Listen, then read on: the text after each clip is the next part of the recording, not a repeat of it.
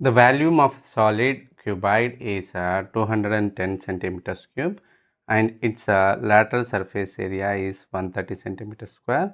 And if its height is 5 centimeters, find the length and breadth of the cuboid. Okay, here we have a cuboid, and we also know that volume of cuboid and lateral surface area of cuboid. So we know that volume of a cuboid as a 210 centimeters cube, and as for the formula, volume of cuboid is what? Length into breadth into height, that is equals to 210 centimeters cube.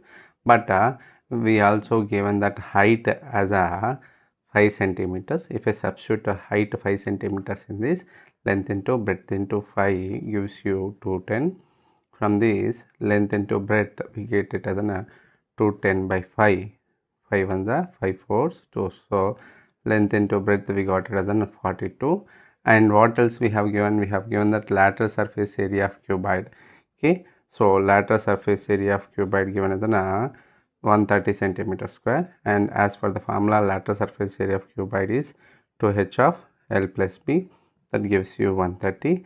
And we also know that height as a 5 centimeters. If I substitute height as a 5 centimeters in this, 2 into 5 plus length plus breadth is equals to 130. 2 5 are 10. If I transpose this, multiply 10 to other hand, it becomes a divisor. So length plus breadth is equals to 130 by 10. That gives you 10 ones are 10 13s are.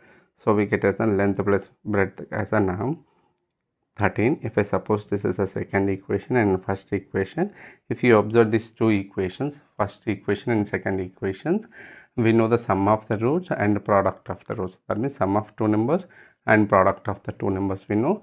With help of this, we can write a quadratic equation. We know the quadratic equation whose sum of the roots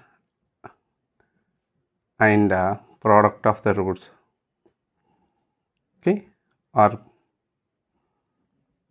known. We can write a quadratic equation that is equal to x square, that is k times of x square minus of sum of the roots